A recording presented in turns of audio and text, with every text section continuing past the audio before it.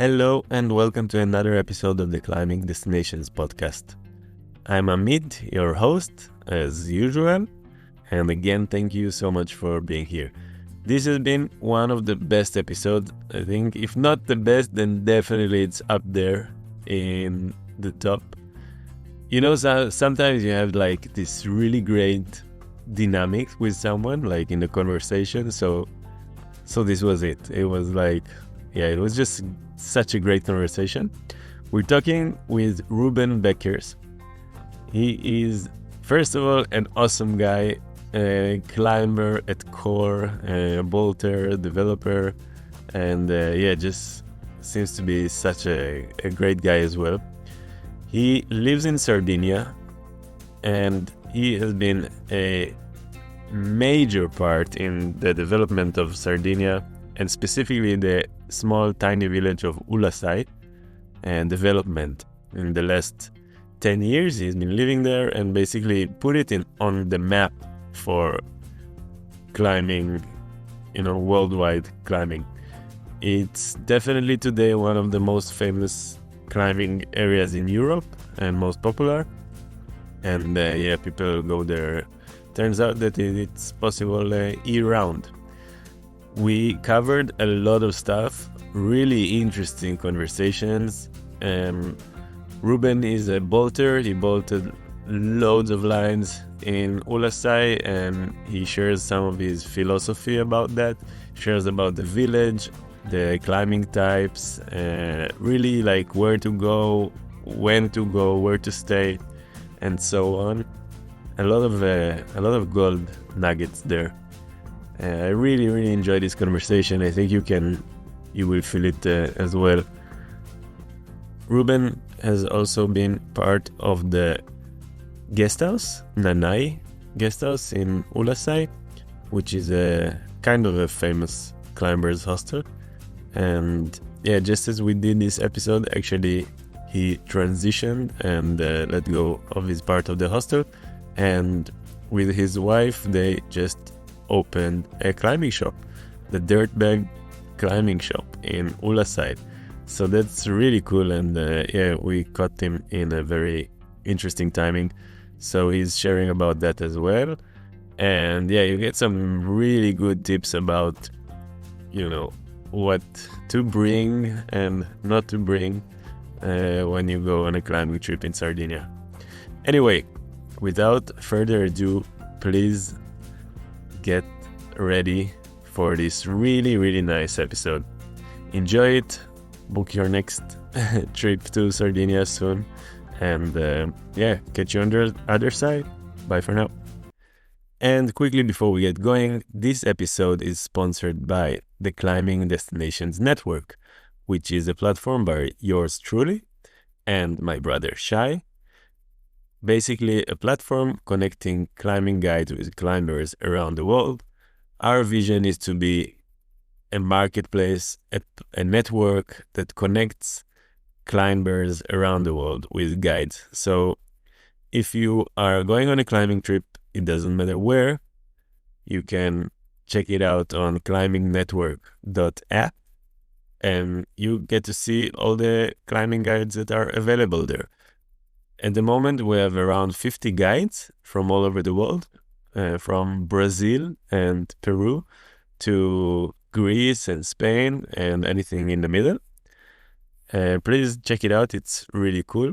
If you're a guide, feel free to join. If you're a climber and you're looking for a climbing day, also join and spread the word. Thank you very much and enjoy the episode. Hello, Ruben. Hey, Amit, how you doing? I'm good, man. How are you? Yeah, good. Thank you. Thanks. Nice. Where are you now? So right now I am in my living room in Ulassai. So that's a little village in Sardinia, and it's becoming quite a big climbing destination. And I guess that's why we're here. Yes, we are. That's so cool. Yeah, I love your background. It almost looks like a fake Google background or something. The olive oil and it's real. It's real. That's really nice. So originally, where are you from? So I'm from Belgium, Okay. right? I lived in Belgium for 30 years.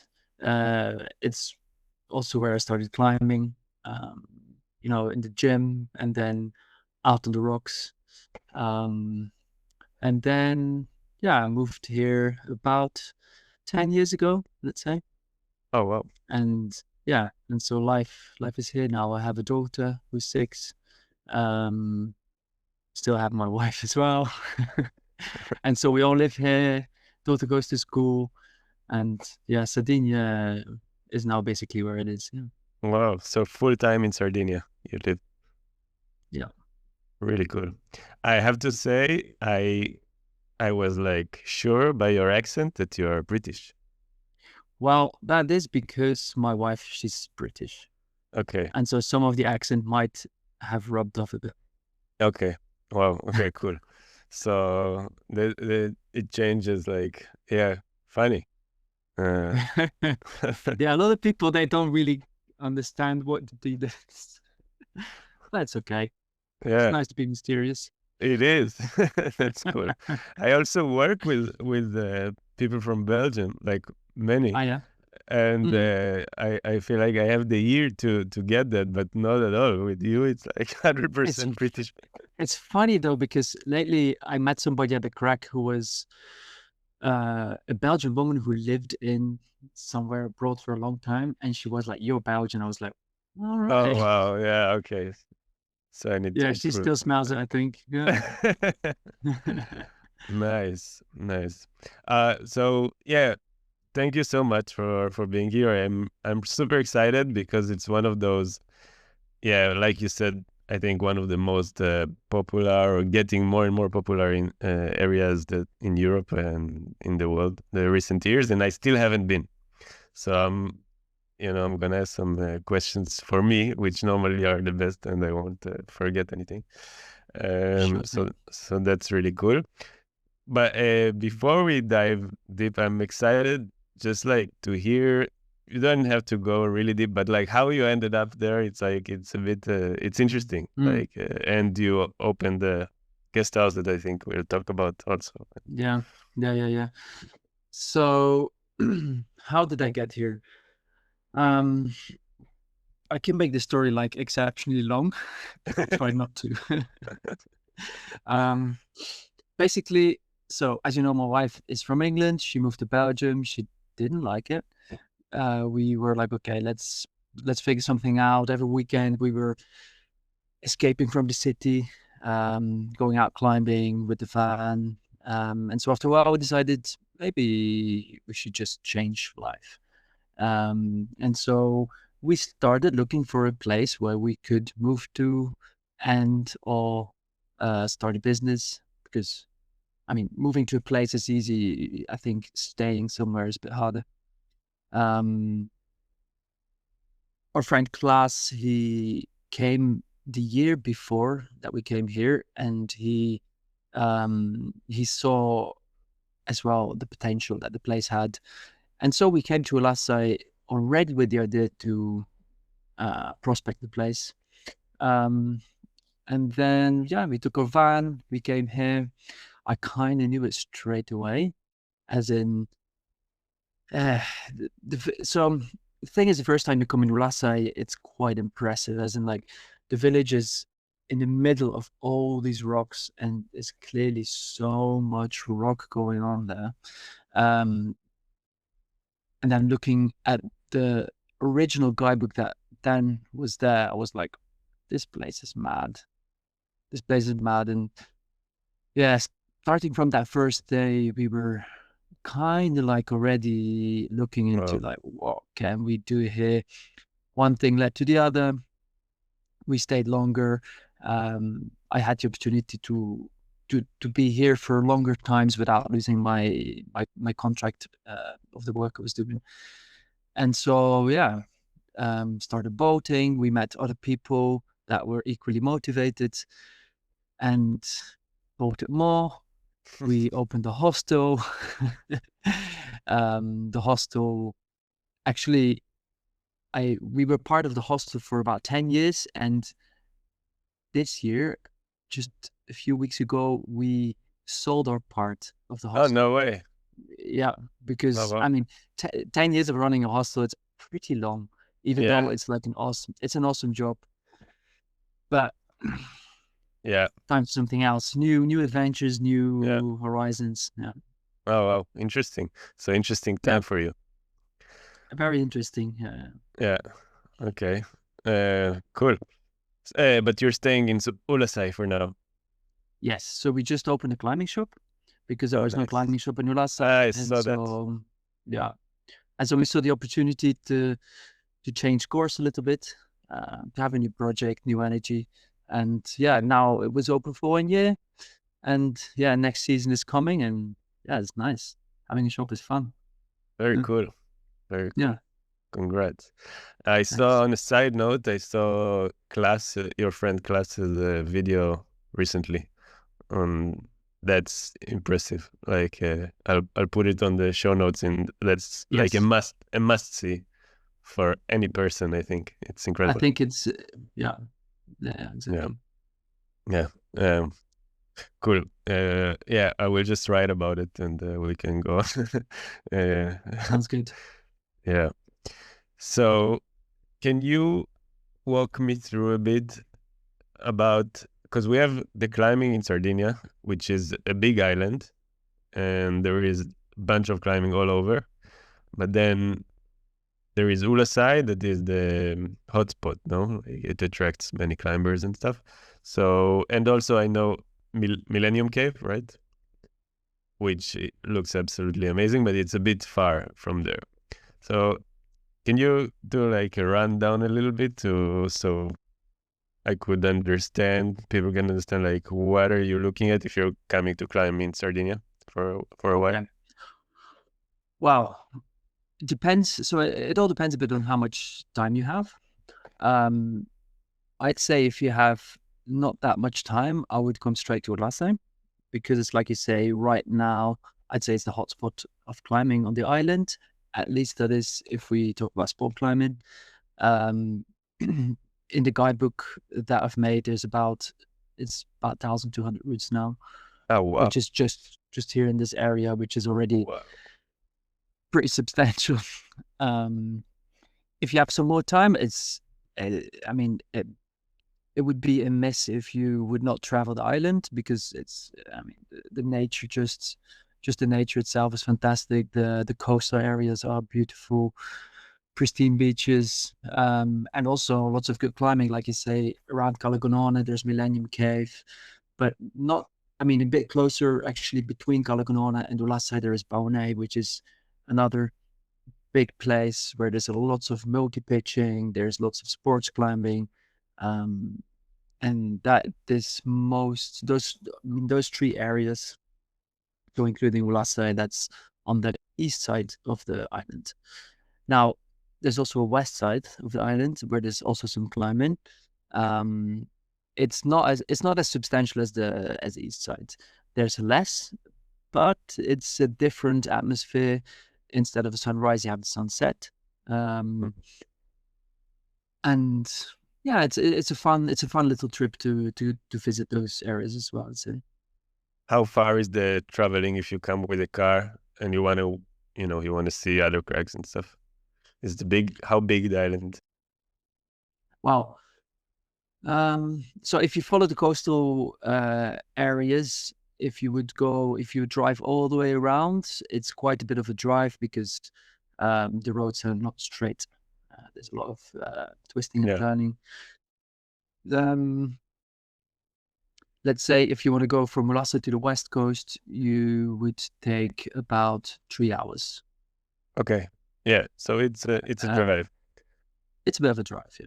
Yeah. So if you come, yeah, for a week, let's say, then probably go around, like plan to visit Ulassai.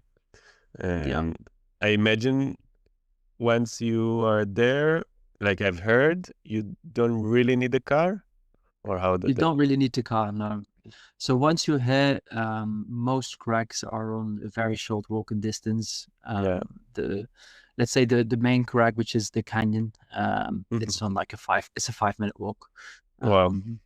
And most crags are like 5 minutes, 10 minutes walk. Yeah. Wow. So there's a bunch of climbing without a car. Yeah. That's amazing. So can you get to Ulassai without a car? You can. So if you want to get on the island, you have to cross the water, so you need a boat or a plane. Yeah. The plane obviously is the fastest, most of the times easiest. If you come by plane, for sure, fly into Cagliari and not into Olbia. Mm-hmm. So because the public transport connection from Olbia is a real pain in the ass, and it takes forever and it's unreliable. Whilst from Cagliari, it's pretty easy. So you can just fly into Cagliari, then take a little shuttle train to the bus station of Cagliari, and then there's two, if you're lucky, three on which day, buses that drive to Ulassai. Oh, wow. In a way, it's pretty easy. If you arrive late with your flight, you have to find an accommodation. Okay. Cagliari. Yeah. So Ulassai is quite remote, though, no? I don't know. It depends. It depends. It depends which standards you're using. Yeah. But no, I It mean, doesn't. it sounds pretty straightforward to get to. I would assume like you'd have, It's another pretty bus, easy. another, yeah. It's pretty easy. Yeah. No, so that's really cool. Because I Yeah. think this is something very special, like world-class climbing areas that you can get to and not needing a car when you're there. Yeah. It's a big one. Yeah. I mean, I see like, so in the hostel, we also have like, well, it's for me, it's actually now the past tense, but the hostel is still there. Yeah. There are also dormitories. So there's a dormitory floor. And most people there, they come with public transport. Oh, wow. Yeah. That's awesome. Yeah. Yeah. So yeah, it's pretty easy and straightforward. Yeah. Okay. That's a good one. Okay. Tick. Yeah, exactly. Nice. Nice. Okay. So about the climbing in Ulassai itself, I've heard rumors that if you don't like crimps, you wouldn't have a good time. What can you say about this? I think there is some truth in it, but Okay. it not 100%, right? So it's definitely not the the area with big overhanging roots, right? As you would think of Oliana or Yeah. Santa Linea or Margalef, all these places. It's not the case.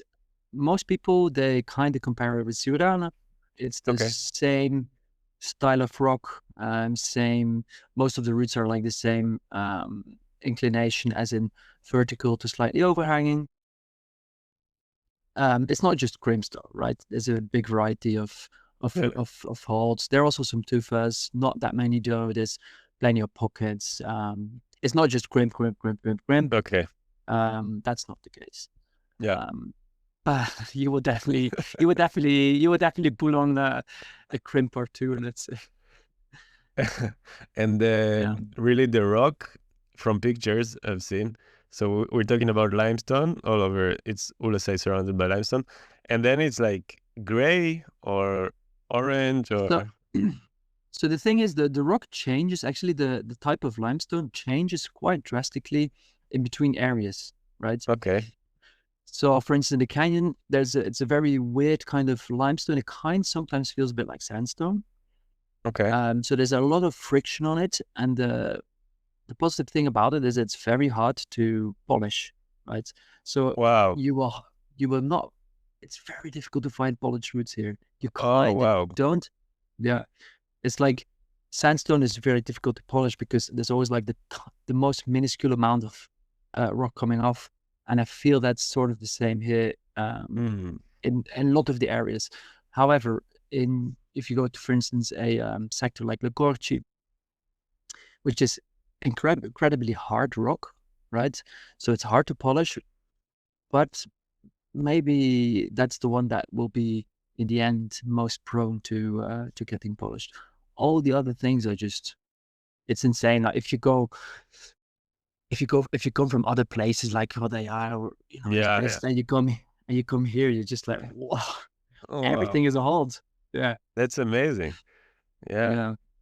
Mm. yeah.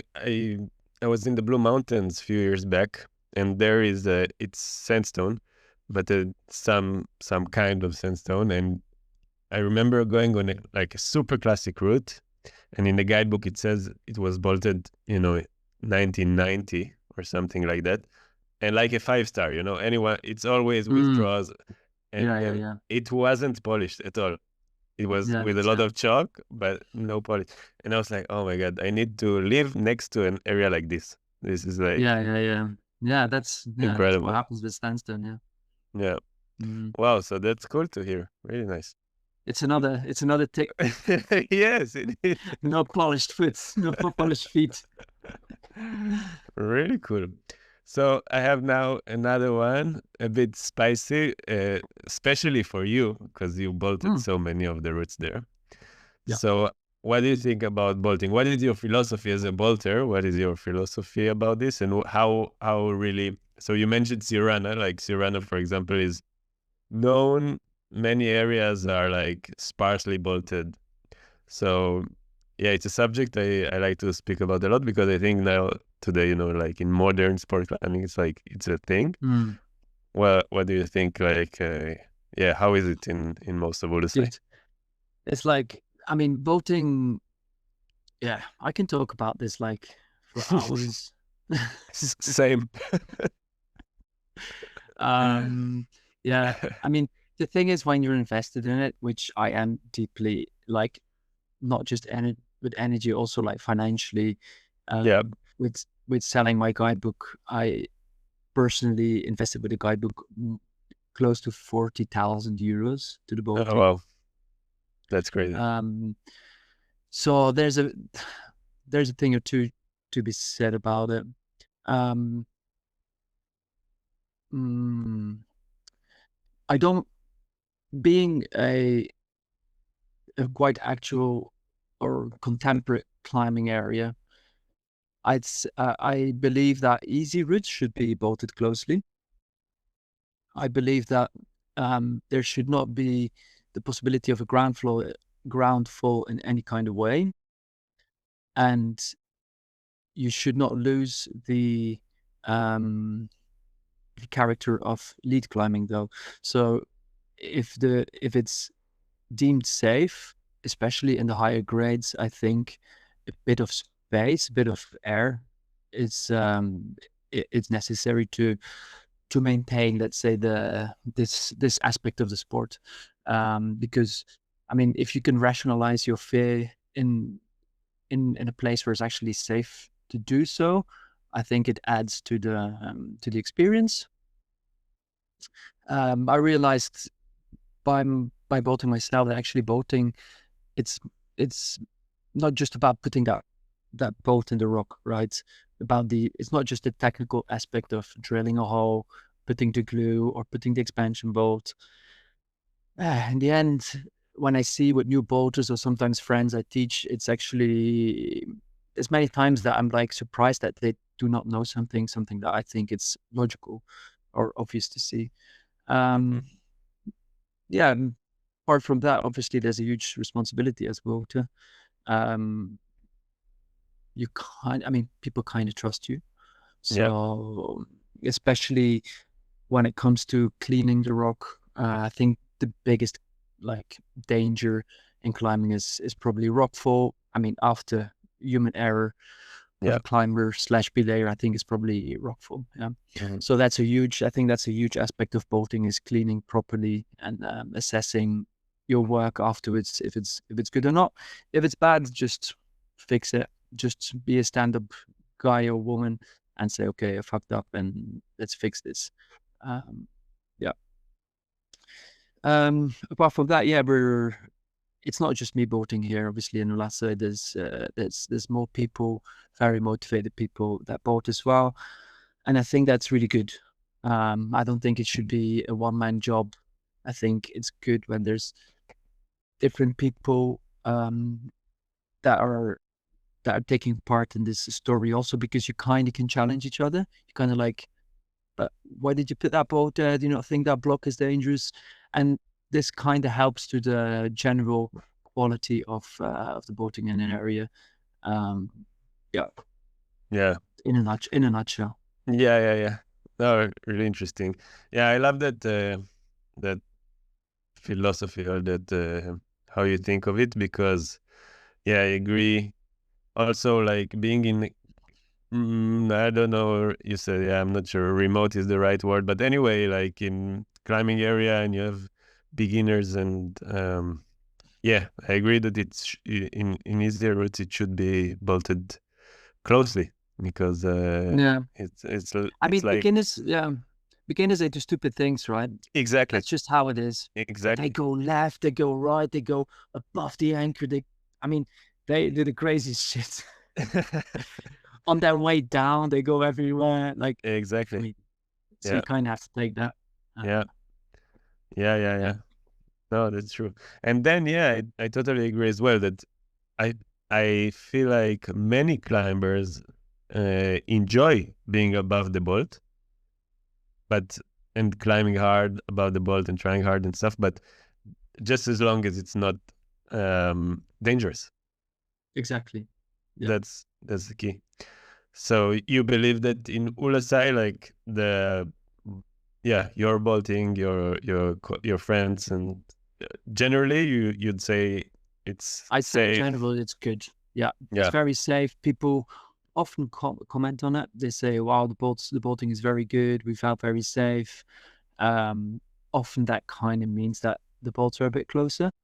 yeah, Um, Again, once you go into the higher grades, at least the stuff that I personally bought, but also my friends, then there tend there is some running out, but always, yeah, like I said, in this, yeah. Nice. Wow, we are 3 out of 3 yeah, ticking. yeah, Really cool. Okay, I think it's a good topic, and I think it's very yeah relevant. Um, oh, yeah. okay, so if we're already in climbing and stuff, and we have the style, so it's like I imagine, yeah, vertical walls, beautiful crimps mainly. What are some of your suggested areas, like your preferred areas you send people to Mm. in their first visit? It depends on the weather. Okay. Depends what the weather situation is like, what time of the year, because there's we're boating lots of different facing rocks, right? So I'd say that most of the rock, let's say 60% of the rock is east face, which means that in the summer you can climb in the afternoon, right? So in the summer, once it's past midday, you can climb in all these places. So it's actually a pretty good summer destination, or when it's hotter, let's say in Europe, it's a pretty good destination. Um, in that case, sometimes I would send people just, I mean, the canyon is amazing, right? There's Hmm. the quality of the rock is so good. So basically, it kind of is not just like this. It's kind of like this, right? With easy stuff on this side on the slabs and harder stuff on this side on the overhanging parts. Hmm. Um, it's good for everyone. Bolting is good. It's like guaranteed happy days. Fun. I'd say. Yeah. How Yeah. many routes are there? In the canyon, there's about 150 routes. Oh, okay. Big. Yeah, and then there's so many other places. I mean, the thing is, it's very difficult, I think, to find bad routes in Ulassai. Okay. As Nice. in, like, I think also us personally, we don't really go for quantity. We always go for quality Hmm. routes. and there's not anything shit. Maybe there's like the odd weird line, but it's hard to find. The thing is that most people, once they go to the canyon, they kind of get stuck there because it's impressive. Everything is good. There's other people there. People like to, they would like to feel the vibe. Sure. But the other areas are actually are super cool. Torre de Venti, Sassabella, Le Corci, Sufundo, so much good stuff. Yeah. And then if it would be winter time, or fall/spring, I think Sucastedu is my favorite. Which also one? in general, Sucastedu. Okay. I think all around that would be my favorite crag because you kind of don't see it before you walk onto it, and then when you turn the corner, it's like this huge wall. And Nice. it's really impressive. The view is amazing. Yeah, like you can see really far. The sunset is beautiful. Wow. There's different grades, routes 40-meter long. I think it's probably my favorite Wow. place. Yeah. Amazing. Yeah. So you pretty much can't go wrong by choosing a crag. Yeah. That's what you say. Yeah. Yeah, we climb all year round, basically. Yeah, that was my next question. How is what's the high season and when because I saw that not you already, but the hostel is closed at right now. Yeah. Yeah, correct. So I would imagine that you could climb also in winter time. It's amazing. Right now, it's absolutely amazing. Exactly. It's 12 degrees, full sun. It's like, oh my God, it's just, it's amazing. it's so, yeah. It's So like, it feels so good to climb at this point. It's insane. I prefer much more than summer. I mean, summer is also good, but there's something therapeutic about like winter sun. it's incredible. Yeah, the energy. I love it. Yeah. Yeah. I love to take off, like having all these clothes when it's super cold, and then you reach like a sunny crag and just take everything off. It's such a good feeling. You just feel like you're winning. Yeah. Exactly. Yeah. So tell me yeah. about the season. Yeah, the season, I'd say the high season is for sure spring and autumn, as in like most places, because then you hit really like this sweet spot of you can kind of climb wherever you want. In the sun, it's going to be, I mean, if you want to do some hard stuff, it's going to be too hot for sure. But if you want to have this holiday feeling and like put some sun cream on, then you can go to the sun. And if you just put a jumper on, you can go to the shady crags. So I'd say April, May, September, October, November are very busy months. June, July, August are still busy, less busy, because people think it's going to be too hot, although I think it's one of the better places you could go in the summer. And then the winter is for sure calmer, because I think it's because when people travel to Sardinia, they want to feel like they're going to the south, so it's warm, and it can be cold as well. Yeah, just like, I mean, we're 800 meters high, so yeah, it can be cold. Yeah, there are snowy peaks as well, I think, no, in Sardinia. In Sardinia, yes. Here, not there. Really. Yeah. I think you can kind of compare it with Tirana when it comes to like temperatures. Sometimes in the winter can be amazing. Sometimes it's just too rough. Yeah, for sure. But that's really cool. So it's year round climbing. Yeah, that's awesome. Yeah, I kind of thought it's too cold or something. So there are, like, where do climbers stay? So I know about the hostel. I know about another, like, camping that was opened in recent years or something like that. Yeah. And then vans, or there are other options? Yeah. So there's the classic option of exactly going to the hostel of Nanai Climbing Home or to Takumaku, which is, and it's more, I'd say it's a little bit more upmarket than Nanai. Hmm. Um, I think the people that come to the hostel are in general a bit younger. They don't mind sleeping in shared rooms and stuff. Um, Other options is the campsites, exactly, for vans and for tents. Um, about people coming with their van.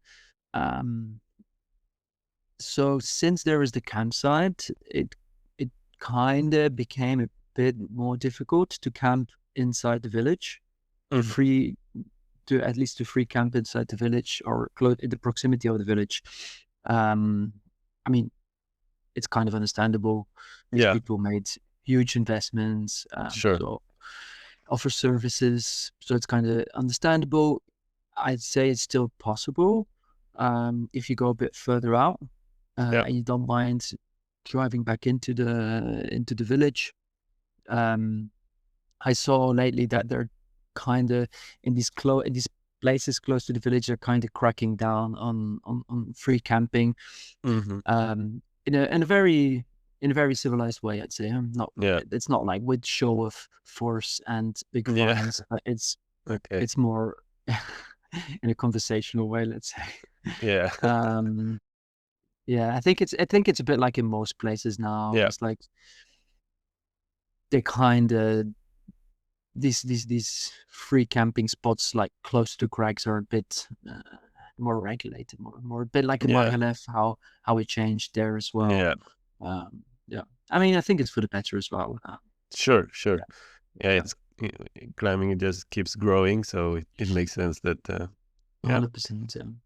And so on the high season, where would if you come without a van? So there are like other Airbnbs and stuff in the village, or Yeah, obviously there's like a bunch of people riding the wave.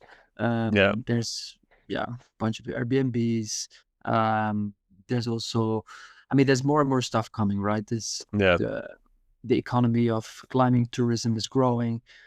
People are getting on board, yeah, so there's plenty of options, to be honest. yeah. Okay, yeah, Yeah. nice. Yeah, that it makes sense. And in terms of like when you say it gets really crowded in the high season, so we're talking Kalimnos style, like you would in the canyon, you'd wait in line for classic routes and Yeah, stuff like that. for some it might happen. Yeah. Yeah, There's like a few. Yeah, you could you sometimes it happens that you have to wait. Yeah, yeah, it can get, especially like in the canyon, Sassabella, Torreventi. It can get yeah. very busy. So, but it's never stressful. I'd say. Okay. Um, People are in general somehow when they come to Ulassai, they're really chill. They're Yeah, relaxed. It's kind of the vibe that is here. It's not me. It's not that people are like mega focused on sending as yeah. hard as possible. It's fun when it happens, but I feel like it's not uh, often the main goal. Let's say of being here. Nice. Yeah, Yeah. that's amazing. That's really cool. Mm. I want to touch a bit more on Ulassai, but in a second, because I don't want to forget a bit more stuff about like the climbing. So it's hard to get your favorite sectors or something because there are two. I had this problem before with with another episode. Mm. Everything was so good. But do you have favorite routes that whatever you put up, you send, you think that are a must for different grades? I don't know. You have some Oh man, too many. this is like so many. It's like people ask me like, I mean, obviously, like running this hostel where there's like hundreds and hundreds of climbers coming a year, they obviously ask me this question many times. It's so difficult to say. Like, it's just it's just all good. As in, like, I mean, I have the routes that I prefer. or maybe that I have the most affinity to, as in like maybe that I bought it myself, that I'm like, whoa, that is so good. And I'm so happy with like, I'm so yeah, happy with with where the bolts are and like with yeah, people enjoying it.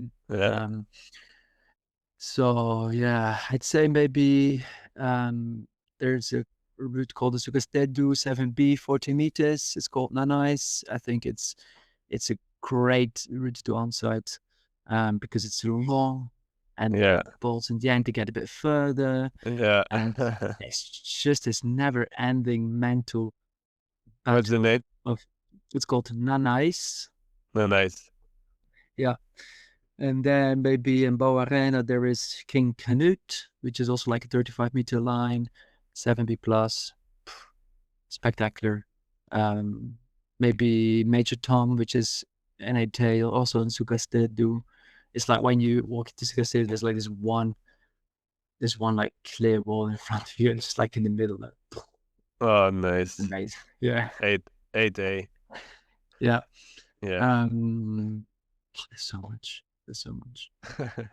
This is just, I'm just talking about my own roots. Because you always feel like a bit more connected Of course. Yeah. to pieces of rock. For sure. But yeah, there's a shit ton of stuff. Nice. How is in your guidebook? Do you do like stars and stuff like this? Like other?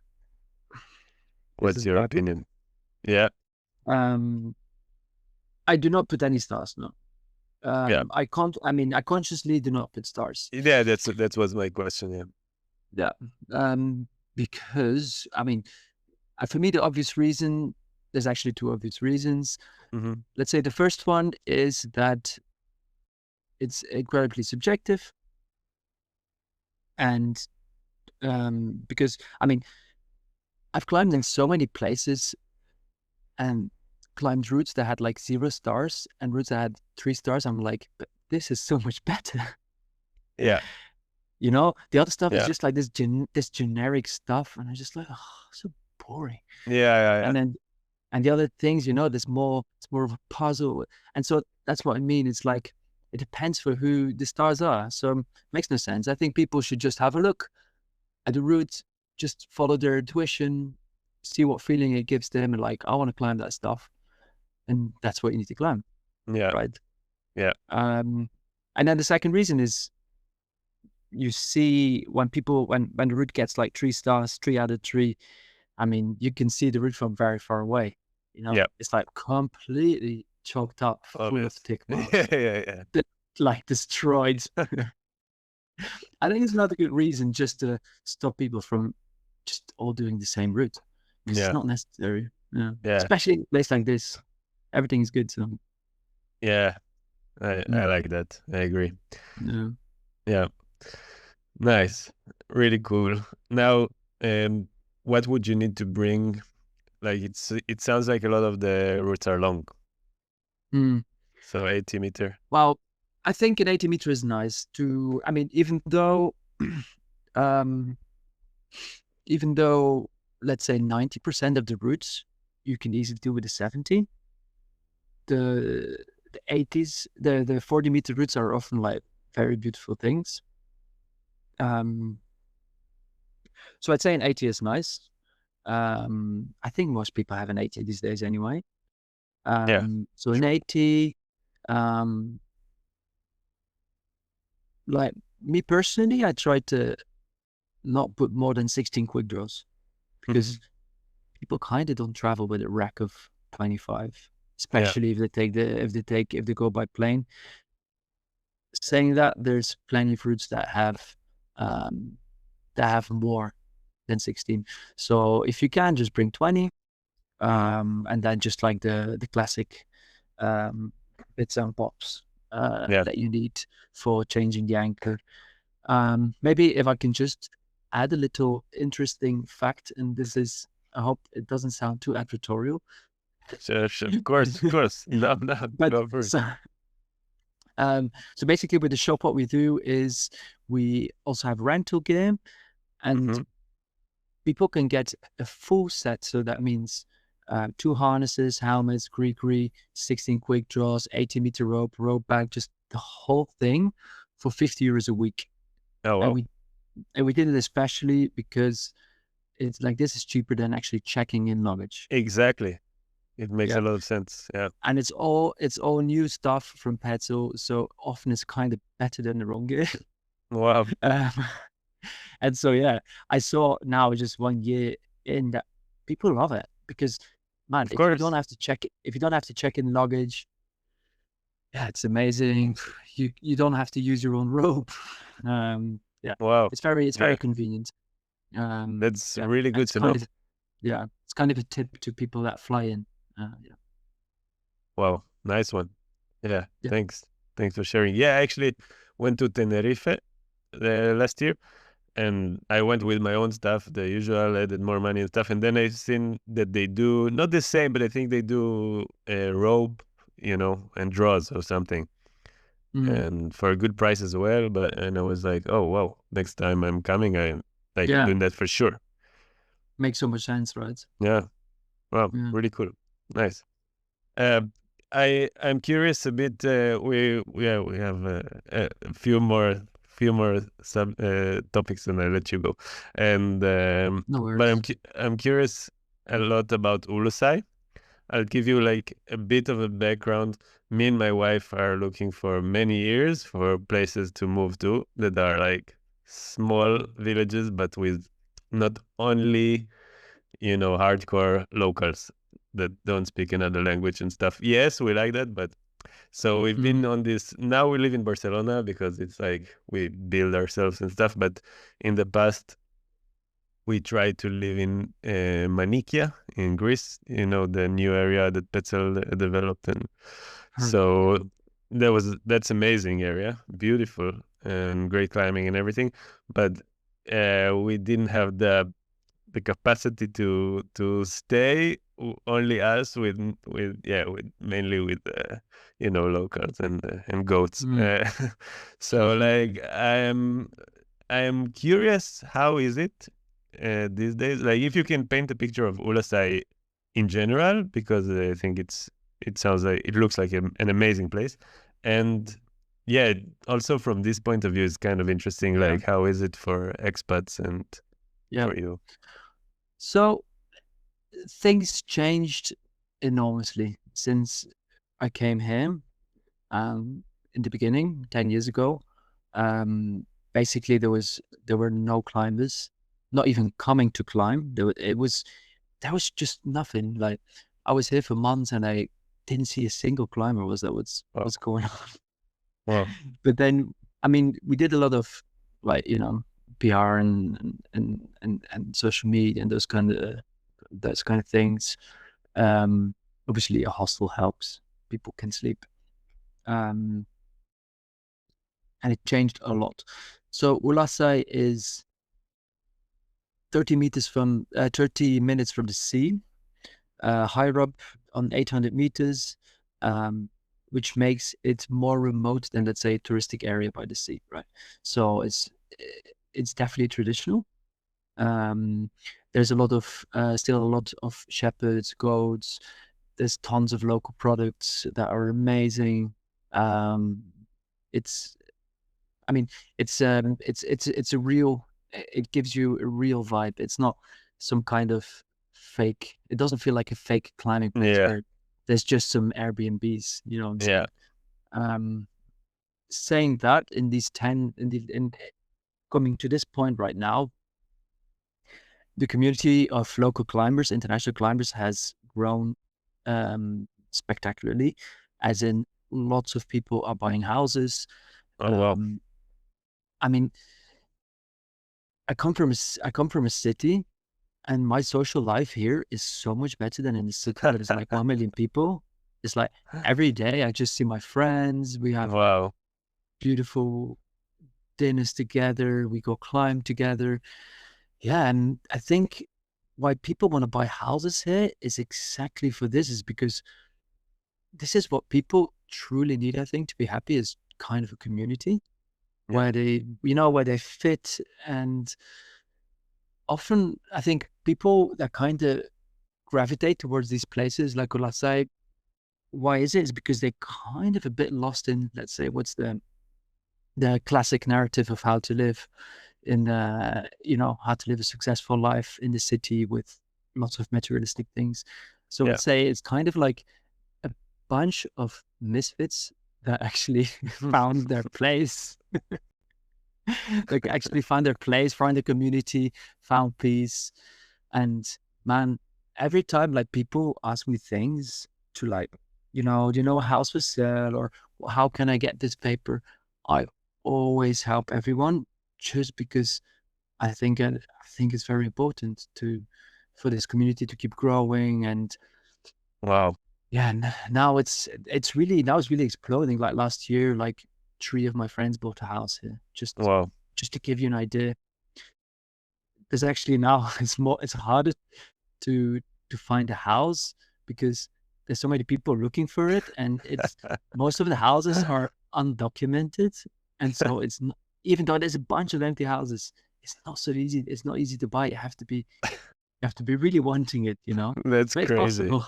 Yeah. And prices are still like very like really cheap, Yeah. and yeah, and so yeah, man, I love it. Like yeah, so next like in 2 months, there's another couple moving here with their daughter, small daughter. It gets bigger, bigger, bigger.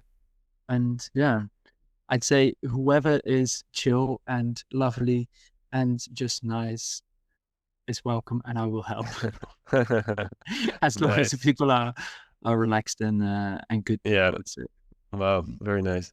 And how big or small is the village? 1,300 people inhabitants. 1,300. Yeah. Yeah. And locals are, I imagine, nice and yeah. Yeah. Yeah. I mean, at the beginning, we put a lot of effort and connection with Yeah. locals. If you just come here with a bag of money, it's kind of not going to work out. I imagine. They're- Yeah. I mean, they're very proud people. Yeah. And I mean, there's things to learn from them as well about how to stand in life, and For you have to sure. be respectful, and yeah, that's it. Yeah. More and more people are kind of jumping on this train of climbing tourism, and that's great. That's great. Yeah. Yeah. Mm-hmm. Nice. Yeah, it's one of the blue zones. I don't know Yeah. in that specific, but in Sardinia, yeah. Yeah. Yeah. Where people live really long lives and Yeah. happy. Yeah. Yeah. Actually, the village next door is a village that has the oldest family in the world. Oh, wow. Yeah. Really? Yeah. That's Yeah. It's just a crazy. bunch of centenarians. It's crazy. That's awesome. So cool. Yeah, I've seen one of the documentaries about it, and they say there is a correlation between how steep the village is in Sardinia. Then it like that's a correlation how steep it is and how long people live, which is crazy. That's really cool. It makes sense. Yeah, People keep moving, right? exactly. And not only that, there's like, so the families here, I mean, a family nucleus is very important, right? So the old Yes. people, they kind of stay in the house of their kids then, which means that kind of they are quite happy to have movement and contact with their family. And yeah, happy people just tend to live longer. Yeah. It's amazing. Well, I'm happy for you. You found your place there. It sounds really cool. Yeah, it's good. Yeah, it's good. I had, I think, a few more things, and I'm curious about digital nomads. Does that work? People do that? Lots of people do it. It's often in the hostel that it felt just like a bunch of people just working in the morning and climbing in the afternoon. I think it's a very popular destination for digital nomads. So, yeah, nice. Connectivity is good. Wi-Fi is good. Yeah. Actually, now this is a good little detail. Is that the town hall is actually in the village square is making a co-working space. Amazing! Wow. So you could use the facilities for like a small contribution. There's going to be like lightning speed internet connection. Oh wow. probably coffee and Yeah, kind of for sure. cushions or something. I don't know. That's really cool that they did. That's amazing. Yeah. Mm. I have to ask about food before we leave. Tell me a Yeah. little bit. I love, like, I just came back from Italy. I think it's amazing. They are genius, Mm. like everything. Yeah. So tell Yeah. me, what is the typical stuff? What you need to eat? So I think it's pretty meat orientated, Mm-hmm. I must say. Okay. Um, especially goat and sheep. Yeah. Um, apart from that, the cheese, the pecorino is fantastic. Uh, the the fresh goat cheese is more like a yogurt. It's like a stiff yogurt. It's just So insane.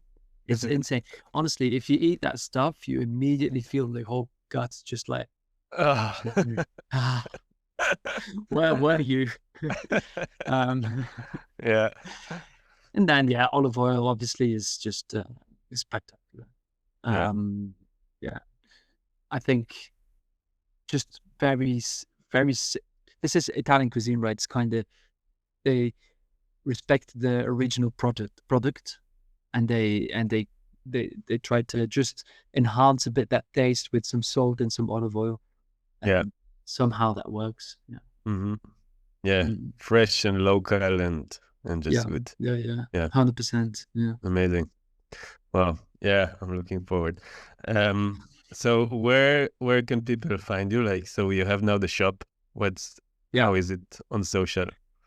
So it's called Dirtbag Climbing Shop. Uh-huh. Okay, you can just find it easily on Instagram and on Google Maps. So the Google hours are correct in case it changes, because we kind of changed the hours, opening hours according to the season. But they're always actual, like how they are. There's no surprises, let's say, Okay. following those following those published hours. And that's probably the easiest way. So people can just, if they want, they can walk in into the shop. Yeah, obviously I know most of the things about climbing, about not climbing, of the area. Um, yeah, just come with good vibes and everybody welcome. Yeah. Nice. And the guidebook you can buy where? Yeah, the guidebook you can buy in the shop. You can buy it also in all the local shops and the bars. So these people were very happy to make their small contribution and selling my guidebook in their small businesses. So man, just go to the bar, drink a coffee, Yeah. and buy the guidebook. And I think, I mean, it's probably the easiest way to support also the local vaulting, because yeah, there's Yeah. a lot of profit goes to development, also to safety Nice. of climbing in general. Yeah. Mm-hmm. Yeah, it's important. Nice. Really cool. I think I must say, like, what you have been doing is kind of I'm sure a dream for many, but for me as Mm. well. And yeah, it's amazing. Like, you really, not only you, of course, but like what you did. Yeah, like taking a place that literally almost had no climbing and then making it like a Mm. hot spot it's amazing. So really, yeah, Yeah. incredible, man. Really, really I mean, great. I was just at the right place at the right time, and yeah, and then you just jump, don't you? You just go for Yeah, it. yeah. I had so much energy. I had so much energy. It was insane. Now, now it's less. I tell you. Well done. Yeah. Really amazing. Yeah. Yeah, Oh, thank you so much. I yeah, appreciate it. yeah. You have more stuff you want to share, or something we didn't touch? I mean, I think, yeah, I think that we kind of touched most of the things. I can't stress out enough to people when they come here to be respectful for local community. Yeah, You know, they were here first. Climbing is just climbing. We're just hanging on a piece of rock, which is, yeah. in my opinion, very insignificant. Yeah, it gives you I agree. it gives you beautiful opportunities to meet people, to be in nature. So I think people should come in that spirit, and then everything will be fine. Yeah, Yeah. nice. I like that. Yeah, for me, I think I learned a lot. Now from this conversation, I think one of the most, well, like I didn't know it's a year round. I was sure like winter is Hmm. out of bounds, so it's really cool. I opened my mind to like when I can visit. So Yeah, so yeah, really sure. nice. Yeah. So man, thank you so much. It was really cool, and yeah, Yeah, I really enjoyed really it. great to meet you, and I hope to meet you in person as well to climb together soon. You know where to find me. Yeah, if you come to Barcelona by chance, then also by the Thanks. way. Yeah, Appreciate it. thanks a lot. Have a great Okay. day. Yeah, you too. We'll be in touch. All right. Ciao, ciao. Ciao. Ciao, man. Hello and welcome back. I hope you enjoyed this really great conversation with Ruben. I know I sure did, and I'm looking for flights for Sardinia. Now, please check out climbingnetwork.app for your next climbing trip. And for the podcast, I know I lowered a bit the volume because it has been tricky to do with all the things that happening in life. But if you have suggestions for episodes, I'll be more than happy to chat. Check it out on the Instagram. And yeah, until next time. Bye for now.